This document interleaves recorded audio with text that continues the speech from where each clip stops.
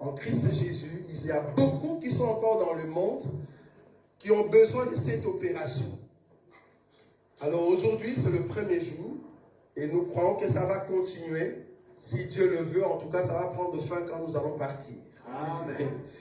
Marc chapitre 5. Marc chapitre 5. Je vais prendre le verset 38. Marc chapitre 5, verset 38. La Bible dit ceci. Ils arrivèrent à la maison du chef de la synagogue, où Jésus vit une foule brillante et des gens qui pleuraient et poussaient des grands cris. Il entra et leur dit, « Pourquoi faites-vous du bruit? Et pourquoi pleurez-vous? L'enfant n'est pas morte, mais elle dort. » Et ils se moquèrent de lui. Alors ayant fait sortir tout le monde, il prit avec lui le père et la mère de l'enfant et ceux qui l'avaient accompagné. Et il entra là où était l'enfant. Il la saisit par la main et lui dit, Talitha Koumi, ce qui signifie, jeune fille, lève-toi, je te le dis. Aussitôt la jeune fille se leva et s'est mise à marcher, car elle avait 12 ans. Et ils furent dans un grand étonnement. Jésus leur adressa la parole, de fortes recommandations pour que personne ne sache la chose. Et il dit, qu'on donne à manger à la jeune fille, parole du Seigneur. Amen. Comme nous avons dit, c'est une opération qui va en tout cas prendre beaucoup de temps. Parce que nous voulons vraiment aller comme des Autriches. Donc c'est vrai, l'Autriche étant un oiseau, il peut voler. Il faut comprendre que le vol de l'Autriche, pour l'avoir, il faut vraiment être à côté de cette Autriche. Donc ici à la maison, il faut comprendre que nous allons voler. Mais aujourd'hui, permettez que nous puissions aller vraiment sur terre. Parce que c'est une opération. L'opération, il ne faut pas être pressé. Sinon, la partie de jarret va se déchirer et l'animal deviendra amer. Donc nous allons prendre notre temps. Nous l'avons dit que c'est une campagne d'évangélisation. Donc nous allons amener un peuple à comprendre la grandeur de Jésus. La capacité de cet homme de Galilée. Amener à comprendre la puissance de cet homme de Galilée. C'est ça le but de cette opération. Jésus était dans la barque, il est descendu. Il y a eu un chef de synagogue qui est venu pour lui dire, écoute maître, mon enfant est malade. Donc l'enfant était d'abord entre la mort et la vie. Et Jésus commençait à aller. D'abord, je vous épargne des révélations, parce que si vous voulez des révélations, pour ceux qui connaissent cette histoire, parce que je vais juste le frôler, pour ceux qui connaissent cette histoire, Jésus, sa mission était d'aller dans la maison de Jaïrus. La destination, c'était Jaïrus. Qui est Jaïrus? C'est un chef de synagogue. Et Jaïrus est le père de la jeune fille. Je vais donner la nourriture, après on rentre sur terre. Parce que chez nous, et la nourriture, et l'Autriche, on peut toujours les deux. Mais donnons d'abord la nourriture. Jésus voulait aller chez Jaïrus. Parce que c'est Jaïrus qui a crié. La Bible dit, il a fait une prière. Nous comprenons que cet homme qui est en train de prier devant Jésus, c'est un chef de synagogue. C'est tout un sacerdoce qui est en train de pleurer pour sa fille qui est malade. Mais à quel âge? 12 ans. Donc, première année, jusqu'à 12 ans, cette fille était en bonne santé. Mais avec qui? Avec son père qui est un chef de synagogue. J'aime ça. Pour ceux qui ont des yeux, les 12 ans de cette fille n'étaient rien d'autre que le sacerdoce mosaïque qui était en train de marcher avec Israël qui était en bonne santé.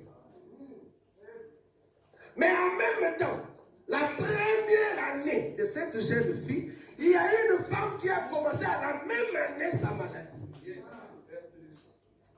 Est-ce que vous voyez ça? Parce qu'il y a la guerre des 12 ans.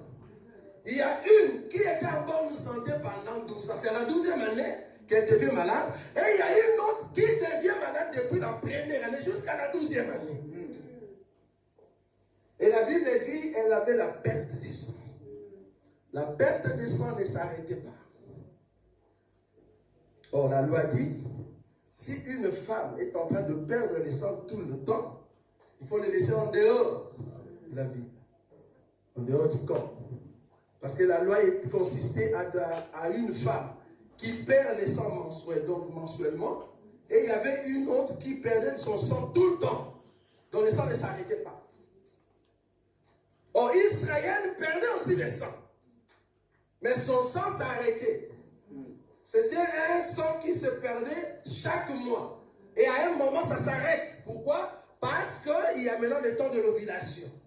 Et nous disons, je suis en train de frôler, que les personnes qui ont amené l'ovulation dans la vie de cette jeune fille qu'on appelle Israël, ce sont les prophètes. Les prophètes, quand ils sont venus, à chaque fois qu'ils donnaient la parole de Dieu, le sang d'Israël s'arrêtait. Est-ce que vous voyez ça? Alors là, elle devient normale, mais après, elle va encore faire le péché, parce que la perte de sang égale le péché. À chaque fois que Israël péchait, Dieu envoyait le prophète et son sang s'arrêtait. Mais à chaque fois qu'elle tombait, c'était encore le sang qui coulait. Mais nous, les nations, notre sang coulait toujours. Il n'y avait aucun prophète qui pouvait nous prêcher pour que le sang s'arrête. C'est cette femme. Pendant 12 ans, elle perdait toujours le sang. Et la Bible dit, à la 12e année, il y a maintenant la jeune fille qui devient malade, et cette femme qui perdait le sang entre dans le parcours de celui qui allait vers le brebis perdu d'Israël. Est-ce que vous l'avez vu maintenant? Parce que Jésus allait vers la fille de Jairus, brebis perdu d'Israël. Mais nous, les nations, nous sommes entrés à l'intérieur pour bénéficier de cette grâce. Et la Bible dit, je suis en train de frôler. La Bible dit, la femme va toucher la robe de notre Seigneur. Et Jésus a senti qu'une force est sortie de lui. Et la femme était guérie sur place. Son sang a été arrêté.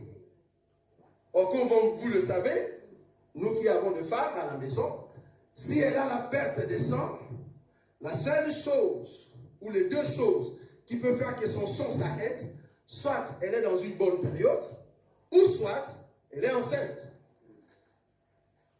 Cette femme qui perdait tout le temps les sangs, donc ce n'était pas possible qu'elle soit dans une bonne période. Nous avons compris que cette femme a reçu la sainte. Elle a reçu un enfant. L'enfant en question venait du pain de notre Seigneur Jésus. Le pain n'est rien d'autre que la croix. N'allez pas loin. C'est à la croix que cette femme va toucher, et c'est là-bas que le sang va entrer dans la femme, et le sang de la femme s'arrête. Dans la révélation, nous avons compris que Jésus a donné la sémence à cette femme. Amen. Je dis bien dans la révélation. N'allez pas dire Jésus a connu cette femme. Non, n'allez pas dire ça. Ça dans la révélation. Parce que Jésus a dit, j'ai vu une force qui m'a quitté. Et le sang est arrêté. Donc cette femme était enceinte de qui? De notre Seigneur. Ça c'est dans la révélation. N'allez pas dire ça. Parce que la forme de sang a été coupée. Mais ce n'est pas là-bas notre sujet. Notre sujet, c'est au fait vraiment la fille de Jairus. Dans la révélation, nous expliquons que la femme de perte de sang, c'est l'Église. Et la jeune fille n'est rien d'autre que l'Israël. Quand nous parlons de chiffre 12, c'est le chiffre du peuple. Chiffre 12 au temps d'Israël, c'est les 12 patriarches. Ou bien les 12 fils de Jacob. Quand nous parlons des 12 au temps de la grâce, n'est rien d'autre que le Seigneur Jésus et les apôtres. Ça va? Et 12, ça fait 24. Bon, on va prendre là. Ici, nous sommes dans Talita Koumi. La Bible dit, quand Jésus est arrivé dans la maison du chef de synagogue, qu'est-ce qu'il trouve? Il trouve des gens en train de pleurer. Parce que l'opération Talita Koumi veut à ce que toute personne qui vient du royaume puisse se réveiller, ceux qui dorment encore. C'est pour ça que nous avons dit campagne d'évangélisation. Jésus, en arrivant, il trouve la foule. Des gens qui pleuraient. Des gens qui faisaient des bruits. En d'autres termes, il regrettait que la fille est morte. Mais il n'a de la ressuscité. En d'autres termes, c'était une position de faiblesse que ces gens avaient. Ils ont dit fini. Cette jeune fille ne va plus se réveiller. C'était ça leur bruit. En pleurant, c'était au fait, dernier mot pour dire, nous n'avons plus la force, cette fille est partie, nous ne la verrons plus. C'est comme si on l'a condamnée. Elle ne va plus se réveiller. Jésus, quand il est arrivé, au lieu d'avoir la compassion de ceux qui pleuraient, il a compris que leur façon de pleurer, c'était au fait un bruit. Un bruit. Jésus dit non. Pourquoi faites-vous du bruit? Pourquoi pleurez-vous? Parce que la jeune fille en question n'est pas morte. Et la Bible dit, Jésus va faire sortir tous ceux qui étaient à la maison pour que la maison reste vide. J'aime ça. Tu ne peux pas recevoir la résurrection si la maison n'est pas vide, frère. Parce que ta maison était remplie de ceux qui font que de bruit. C'est une vie amère, une vie de péché. Et tout ce que les démons faisaient en toi, c'était de bruit.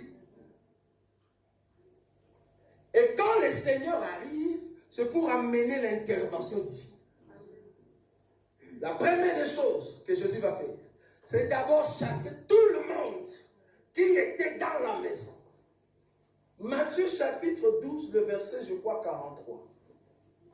La Bible dit, si un esprit est sorti d'un corps, l'esprit va chercher des lieux arides. S'il ne trouve pas un endroit, il dit, je vais rentrer là où j'étais. S'il rentre, il revient, il écoute la maison vide et qu'il n'y a personne qui l'occupe, qu'est-ce que le démon va faire? Il va aller chercher d'autres démons, ils vont venir habiter à l'intérieur parce que la maison était vide. Mais regardez notre Seigneur ce qu'il a fait. La Bible dit quand il est arrivé, il a chassé tout le monde, lui-même, plus Pierre, Jean et Jacques, et le père et la mère, ils entrent dans la maison. Parce que si la maison reste vide, ceux qui font des bruits vont rentrer. Est-ce que vous voyez ça? Tu ne peux pas être ressuscité si le Seigneur Jésus lui-même n'occupe pas la maison. La résurrection commence quand le Seigneur vient occuper ton cœur. Il n'a pas pris n'importe qui. Il n'a pas pris l'homme. Pas la tante. La Bible dit il a pris le père et la mère. Il faut nous poser la question, c'est qui le père? C'est qui la mère? Pour recevoir la résurrection dans ton cœur, il te faut un père et une mère. Amen. Nous allons prendre l'écriture, Proverbe. Allons là-bas. Proverbe chapitre 6. Regardez. C'est qui le père, c'est qui la mère? Si tu lis en français, tu dis, voilà, il a pris son père et sa mère, et puis tu te limites là-bas. Jésus, comme il était en train de prendre un père et une mère, il sait ce qu'il est en train de faire. Proverbe chapitre 6. Je prends le verset 20. Regardez cette écriture. La Bible dit ceci. Mon fils, garde le précepte de ton père et ne rejette pas l'enseignement de ta mère. Lis-le constamment sur ton cou, attache-le à ton cou. Regardez le 22. Ils te dirigeront dans ta vie, dans ta marche. Nous avons compris que cette jeune fille, quand elle était en vie, elle marchait avec son père et sa mère. Amen. Vous avez vu ça, non? Ici en Proverbe. 22. Ils te dirigeront dans ta marche, ils te garderont sur ta couche. Jésus a dit, cette fille dort. Donc quand elle dormait, à l'intérieur de cette jeune fille, il y avait la voix de son père et de sa mère. On continue. Ils te parleront à ton réveil. Nous allons voir ça. Car le précepte est une lampe et l'enseignement une lumière, et les avertissements de la correction sont les chemins de la vie. Le père, c'est le précepte. La mère, c'est l'enseignement. Donc quand une personne, on l'a déliée, la personne reçoit la délivrance, ton cœur est vide. Qu'est-ce que le Seigneur va faire? Il va amener l'enseignement. Sans l'enseignement, tu ne recevras pas la résurrection. Jésus amène l'enseignement. Regardez, la Bible dit Jésus, Pierre, Jacques et Jean, plus le Père et la Mère. Les quatre plus le précepte et l'enseignement. Donc quand Jésus entre dans ton cœur, il t'amène un enseignement qui t'amène dans la délivrance. Le chiffre 4, c'est le chiffre de la délivrance. Il vient faire un travail. Le travail, c'est de te délivrer de tout ce qui faisait le bruit dans ton cœur. Ceux qui quand tu étais accablé et qu'ils étaient là à chaque fois pour te remettre dans le mot, pour te condamner, que tu ne peux pas te relever. Il faut qu'ils sortent pour que ton cœur soit rempli de l'enseignement. La Bible continue, on rentre chez Marc. Marc chapitre 5, là où nous étions. Marc chapitre 5, le verset 38. Je vais prendre déjà le verset 40. Et ils se moquèrent de lui, alors ayant fait sortir tout le monde, il prit avec lui le père et la mère de l'enfant et ceux qui l'avaient accompagné, et il entra là où était l'enfant. Il a saisi par la main et lui dit Talita Koumi, ce qui signifie jeune fille, lève-toi, je te le dis. La Bible dit, après que ceux qui faisaient le bruit à l'intérieur sont sortis, il faut maintenant que Jésus occupe la maison. Mais Jésus va occuper la maison avec le père et la mère, en d'autres termes, l'enseignement. Après l'enseignement, Jésus va prendre la main de cette jeune fille. Quand nous parlons de la main, ce sont deux œuvres. Le travail de cette jeune fille. C'est par là que le Seigneur commence. Une bonne résurrection. Quand tu donnes ton cœur à Jésus, c'est comme si le Seigneur venait auprès de toi. Il te dit, je veux être ton maître. Quand tu acceptes, il vient habiter en toi. Mais ce n'est pas encore le mariage. Ce n'est pas encore le mariage. Tu dois prendre tout ce que tu possèdes. Tout ce que tu fais comme œuvre, tu dois donner à Jésus. Jésus a pris la main. C'est ici où réside la force de la résurrection. Quand Jésus va prendre tout ce que tu possèdes, les œuvres, le travail, ta vie entière, alors Jésus va parler. Jésus va parler. Jésus va regarder la fille et Jésus va parler. En d'autres termes, Jésus va ouvrir sa bouche pour que la parole qui est à l'intérieur de Jésus, j'aimerais te faire ici la différence entre le corps que nous appelons Jésus et la parole qui était à l'intérieur. Quand Jésus a ouvert la bouche, c'est la parole éternelle qui sort. Cette parole avait déjà dit, en vérité, je vous le dis, l'heure vient, et elle est déjà venue, où les morts entendront la voix. La voix. N'entendront pas Jésus, la voix. Cette voix était en Jésus. La voix a pris un corps en sortant de Marie. Cette voix marchait dans un corps que nous appelons Jésus. Or, quand Jésus a ouvert la bouche, la parole est sortie. Or, la parole, c'est une sémence. Donc, quand Jésus parlait avec la jeune fille, dans la révélation, il était en train de donner la sémence. Il a ouvert sa bouche, il a dit, Talita Koum. La fille,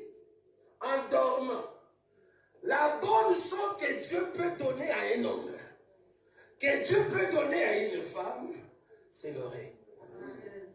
Si Dieu ne te donne pas l'oreille, tu n'iras pas au ciel.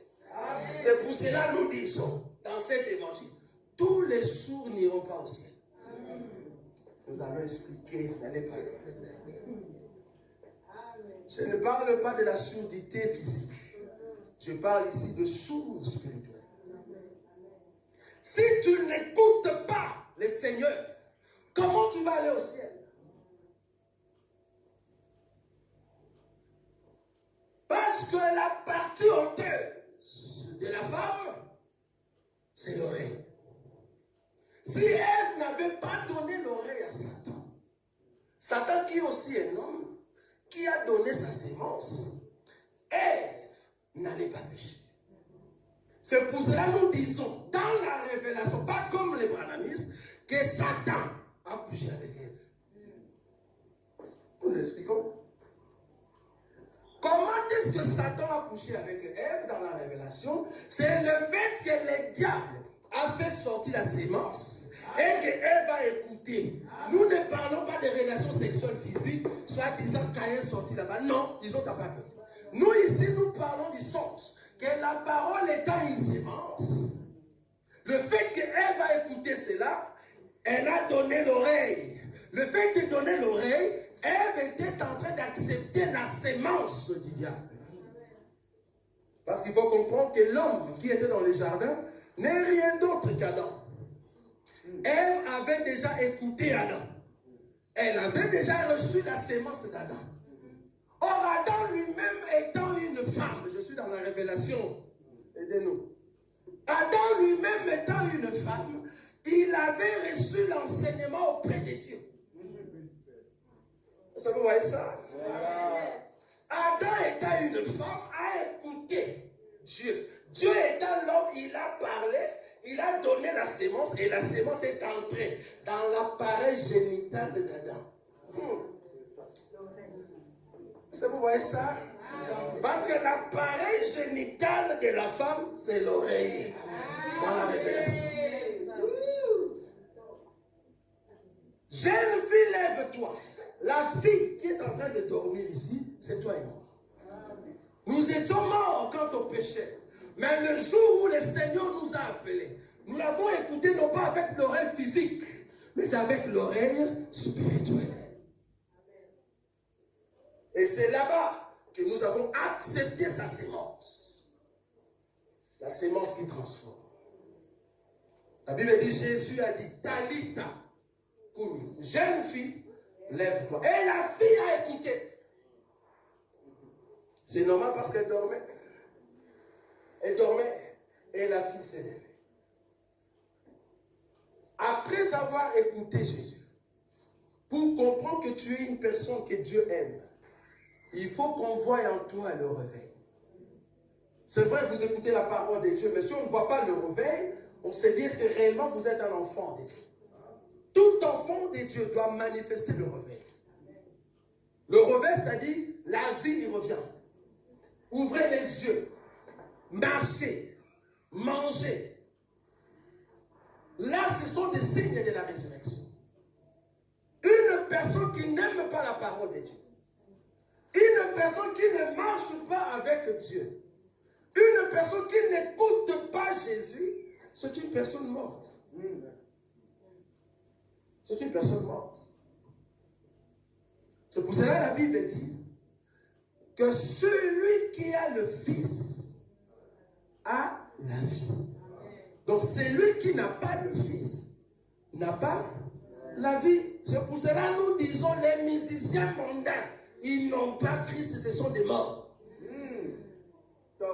Quand tu vois un musicien chante le monde, nous comprenons qu'il n'a pas le Fils, c'est un homme mort. Quand tu vas au marché, ne te dis pas que tu es au milieu de vivants. Tu es au milieu de morts. Pour voir ceux qui sont vivants, c'est quand tu vas parler. Toi étant homme, donne la parole. Ceux qui sont des femmes dans la foule vont donner l'oreille. Là, nous allons comprendre qu'ils ont la vie. Parce que l'oreille est donnée à la femme. La femme n'écoute que son mari. Si tu vois une femme qui écoute d'autres maris dehors, il faut la lapider. Quand j'ai dit lapider, c'est n'allez pas voir les pierres physiques. Nous allons amener les pierres spirituelles qui sont la parole de Dieu. Pour te dire, tu marches à l'encontre de l'enseignement. Donc toute femme doit écouter l'enseignement. Parce que c'est l'enseignement qui est ta mère et le précède c'est ton papa. En d'autres termes, c'est ça qui est l'autorité sur toi. Mais si tu ne respectes pas cela, tu n'iras pas au ciel. Quand nous parlons de la résurrection, c'est pour te réveiller. Toi qui as encore péché. Tu vis encore dans le péché.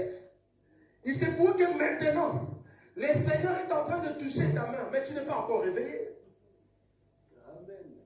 Il y a d'autres, le Seigneur n'est même pas entré dans leur maison. Le Seigneur est en train de passer où il est en train de venir. Parce que si nous ne sommes pas encore partis au ciel, c'est parce qu'il y a encore nos frères qui sont encore chez Kofi. Parce que nous croyons que ceux qui viennent du ciel, Dieu a permis enfin qu'ils marchent dans ton âme. Est-ce que vous voyez ça? Amen. Aller par-ci, par-là. Ils sont encore dans les mondes. Mais nous attendons à ce que Dieu puisse les toucher par l'enseignement, afin que leur oreille s'ouvre. Et c'est comme ça qu'ils vont accepter l'enseignement. Nous ne pouvons pas aller au ciel si nos bien-aimés sont encore dans le monde. C'est pour ça que nous avons besoin de cette opération.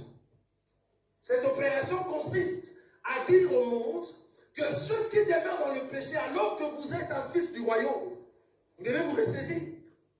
Parce que la parole vient pour vous prendre, afin de vous élever. Que vous soyez une femme, un homme qui marche avec le Seigneur. Et non pas qui marche dans le péché. Le monde est corrompu. Le monde veut tuer toute personne qui a l'enseignement. Mais heureusement, nous avons notre Seigneur Jésus, le vrai Élysée. J'aime ça. À la croix, il dormait. Et on a amené un homme. La Bible dit que cet homme était mort. En l'amenant, les gens qui pleuraient, ils ont déjà condamné cet homme, que cet homme, on va l'enterrer. Je m'aurais te dire, toi qui écoutes cet enseignement, même si les hommes ont déjà déclaré ton enterrement, je veux te dire, dans les trous où tu vas entrer, il y a les ossements. Pourquoi? Parce que tu viens du ciel. Même si les hommes ont déjà condamné, mais dans les trous, le Seigneur est en train de t'attendre avec ses ossements. La Bible dit, on amène cet homme et arrivé dans le trou, on les dépose. Quand son corps mort, je souligne bien mort, a touché les os d'Élysée. La Bible dit, cet homme a sauté. Je te dis avec notre Seigneur Jésus, avec cet évangile, tu vas sauter. Tu vas sauter et aller de l'avant. Pourquoi? Parce que c'est la vie qui sera communiquée. Un homme qui reçoit la résurrection saute, marche, jubile, le chante et crie parce qu'il a envie. Parce que la résurrection est dans l'enseignement. C'est l'enseignement qui nous ressuscite, bien-aimés. Nous sommes un peuple que Dieu a appelé avant de rentrer à la maison. Ce que nous allons rencontrer, c'est l'enseignement. Tu ne peux pas aller au ciel si tu n'as pas rencontré cet enseignement. Personne ne peut aller là-bas. Pour aller là-bas, il faut avoir cet enseignement. On nous a posé la question. Dieu a créé Ève. Ève avec quel âge? Wow. Il y a des questions qu'on nous pose, tu te dis, frère, je laisse de prêcher. Parce que ça, je ne vais pas trouver. Mais heureusement, dans cet évangile, nous répondons à toutes les questions. Si vous voulez connaître l'âge d'Ève, venez demain, venez ici. Nous allons vous donner l'âge. Même l'âge d'Adam, nous connaissons. L'âge d'Adam. Ève était créée une femme mature. Pas un bébé. Mature. Ayant des capacités, aidez-nous dans cet évangile, nous parlons de tout. Ayant des capacités pour donner le lait. Ça, vous voyez ça? Mature. C'est l'église que Jésus va prendre. Jésus ne va pas prendre de bébé, bien aimé. Les bébés spirituels, non. Jésus va prendre une femme mature. Et nous disons toujours, la grande partie du corps d'Ève se repose.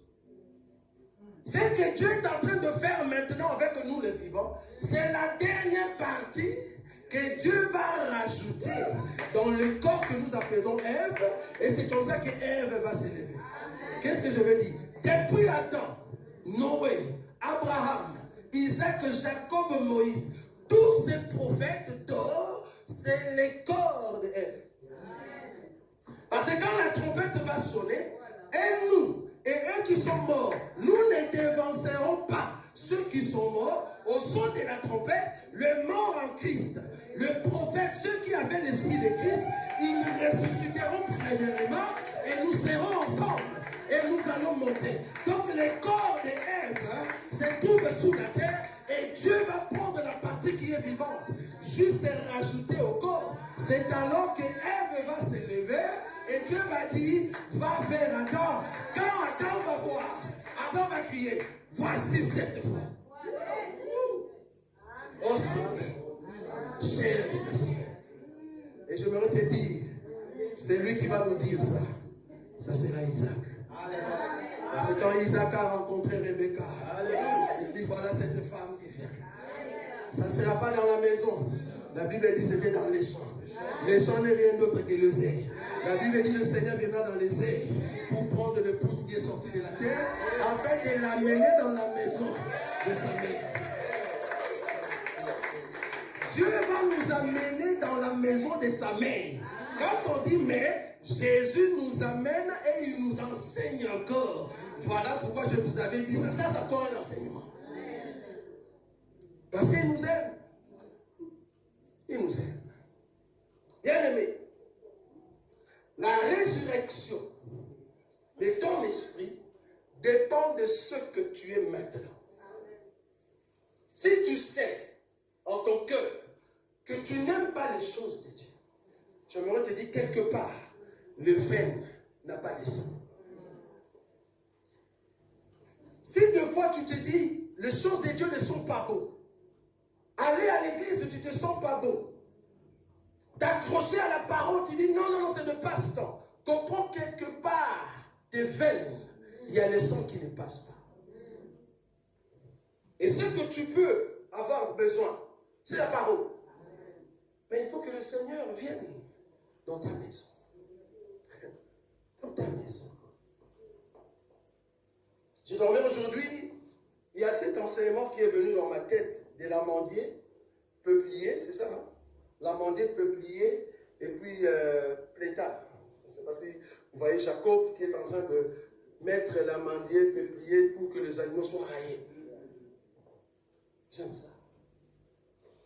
Nous, aujourd'hui, au temps de l'Église, Dieu est en train de mettre des sceaux dans ses enfants. Quand il met les sceaux, il te met à côté. Il sait très bien que le sceau qu'il a mis, c'est parce que tu es passé par l'amandier, le peuplier et la plétane. Pourquoi? Parce que là-bas se trouve l'odeur qui aide l'animal à se former ou à s'aller avec l'autre pour qu'ils aient des enfants robustes. En d'autres termes, des vitamines spirituelles. Aujourd'hui, l'enseignement nous donne les sceaux pour que nous soyons robustes en Christ Jésus. Amen. Ayant des vitamines du ciel. Quand nous disons que Jésus ne viendra pas prendre une femme immature, c'est parce que cette femme, c'est une femme robuste. Robuste. Qui sait vraiment bien battue et belle. Il faut être belle pour plaire à Jésus. C'est comme ça que le Seigneur va nous amener. Donc si les choses de Dieu n'entrent pas dans ton cœur, tu n'aimes pas cela, comprends que quelque part, où soit, tu n'es pas appelé. Et ça c'est grave. Ça fait déjà 15 ans. 15 ans, tu es dans les choses de Dieu. Mais apparemment c'est la routine, c'est la même chose. Il n'y a pas les hauts et les bas qui fait que voilà, tu es un enfant de Dieu. Ça ne change pas.